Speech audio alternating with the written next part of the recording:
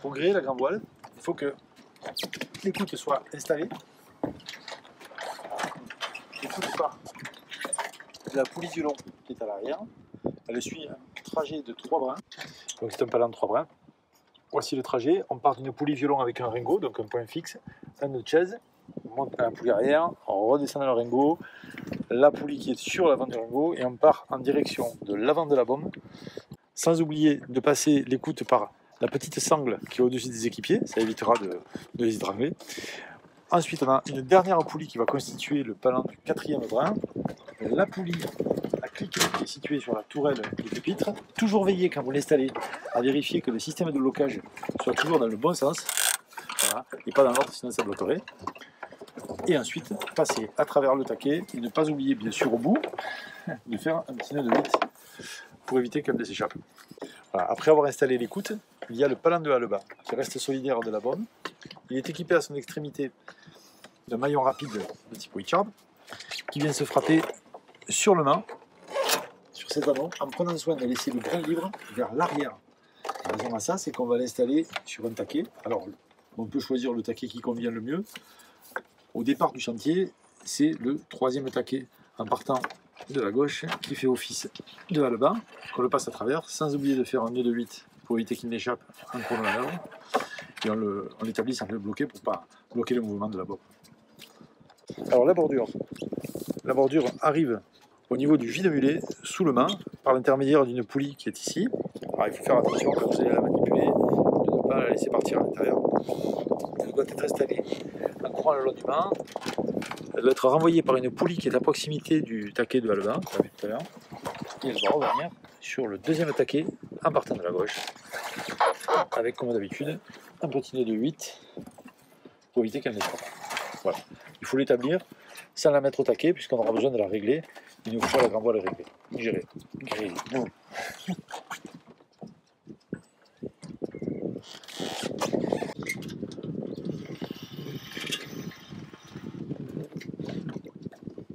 Pour établir la grand voile sur son point d'amure, au préalable, il faut retirer l'axe avec l'anneau brisé qui est ici. C'est lui qui va permettre l'installation de l'anneau côté point d'amure.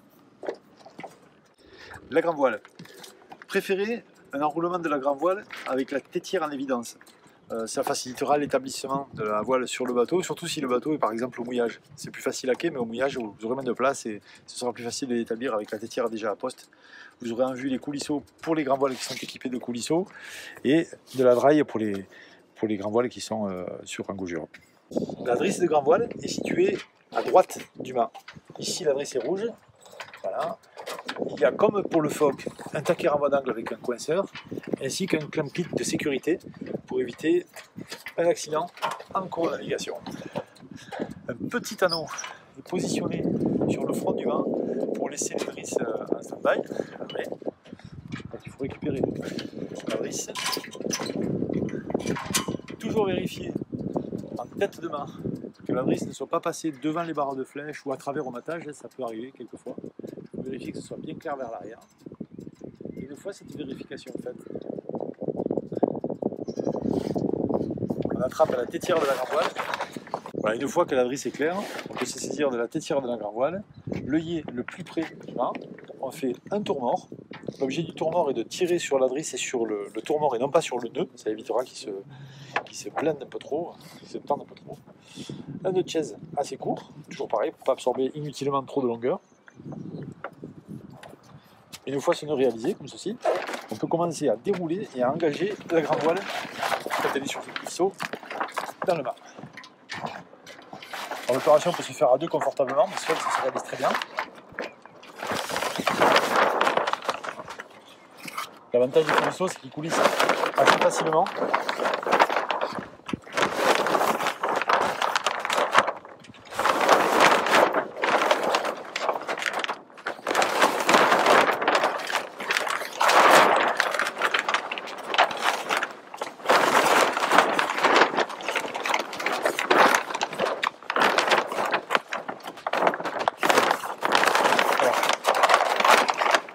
Une fois que tous les coulisses sont engagés, vous avez un petit brin à l'avant, une garcette, qui permet de venir alors, avec un simple nœud plat, tout simple, un nœud de riz, qui permet de venir bloquer la descente des coulisseaux. Voilà, ça va libérer un peu de temps et d'espace, voilà. On ne peut plus redescendre, on ne peut plus échapper. Donc ça laisse les mains libres pour pouvoir équiper l'axe qui va retenir le puits de mulet. Donc il faut bien la mettre au centre. Bon, il n'y a pas de sens particulier pour passer l'axe. Le sens qui arrange les gauchers à gauche et les droitiers à droite si vous le souhaitez. Tac. Là, donc ici, il y a toujours un petit onglet qui permet de faire l'opération assez facilement. Alors, pour équiper, pour gréer la bordure, il faut se saisir du point d'écoute de la grand voile, le ramener jusqu'à la découpe qui est dans la baume, un goujon, l'engager à l'intérieur et le faire coulisser vers l'arrière. C'est une grand voile à bordure libre. C'est le seul point qui va retenir la grand voile sur la baume. Il faut le faire donc coulisser le long de la baume. Arriver à l'extrémité, le bout de bordure qui est équipé d'un nœud de 8 ou de 16 si c'est pas suffisant. Voilà, on le fait passer à travers l'œillet. Alors il ne faut pas le mettre en direct. Il faut pas le mettre en direct avec un nœud ici. Il faut savoir que sur la baume, vous avez un système de coinceur à l'extrémité qui permet de constituer un palan à 2 brins. Donc il faut bien le bloquer dans le palan. Donc c'est vraiment le point important ici. Et on vient reprendre le mou, régler l'ensemble sur le taquet du pupitre. Et voilà.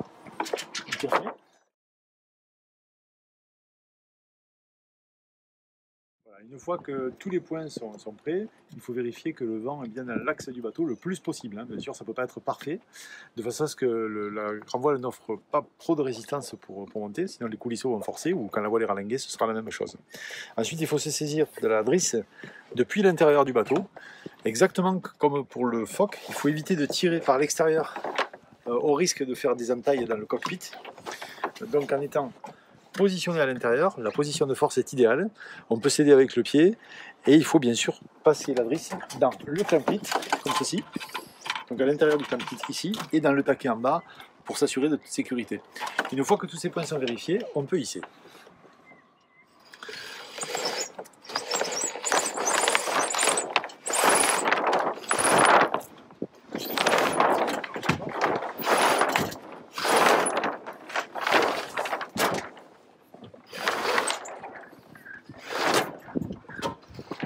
Voilà.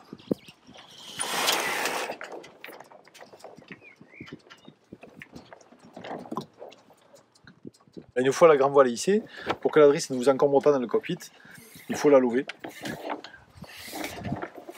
Voilà, simplement, sans faire de nœud, simplement la lever. Pas de nœud, parce que sinon quand vous allez affaler, ça va poser un problème. Et il vaut mieux qu'elle soit correctement levée de façon à ce qu'on puisse la bloquer devant le mât. Elle ne vous gênera pas en navigation et elle sera disponible à tout moment si vous avez besoin d'affaler.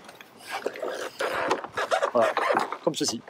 Là on a les deux drisses, la drisse de phoque et la drisse de GV qui sont prêtes. Pour établir le Cunningham, voilà, c'est un bout de 4 mm. Alors, le point de départ doit se situer au même point que le départ du hallebarn et de la poulie de bordure. Donc, ce que je recommande, c'est de faire toujours pareil. Une boucle avec un nœud de chaise. Il n'est pas nécessaire de le serrer trop, de sorte qu'il reste largement accessible. Ensuite, à l'extrémité, on vient le long de la voile. L'œillet de Cunningham est situé ici, donc on passe à travers, comme ceci, et on revient ensuite à la naissance du hallebarn pour le passer dans la poulie de renvoi qui est située là, qui équipe tous les bras, et on termine sur le taquet qui est le plus près de la tourelle.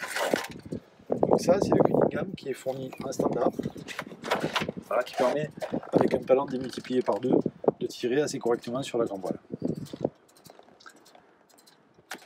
Alors, il existe également une version un peu améliorée du palan de Cunningham, enfin du Cunningham tout court. On a toujours le même brin de 4 mm qui va partir du même point, c'est-à-dire à l'ancrage de hallebarn, qui est constitué par un point.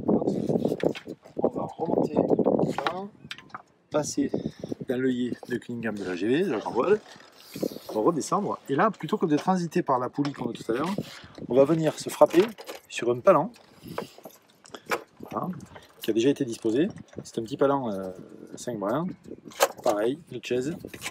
C'est assez simple à réaliser, mais ça a une efficacité vraiment prouvée. Voilà. Ça permet de libérer le taquet sur le pupitre pour la drisse de spi plus tard, pour les bateaux qui en sont équipés. Et surtout, ça permet d'avoir un palan de Cunningham qui est beaucoup plus puissant. Donc on peut le constater ici. Voilà, là je vais pouvoir raidir avec beaucoup plus de force. Voilà. Et ce palan reste accessible depuis le fond, tout en navigation.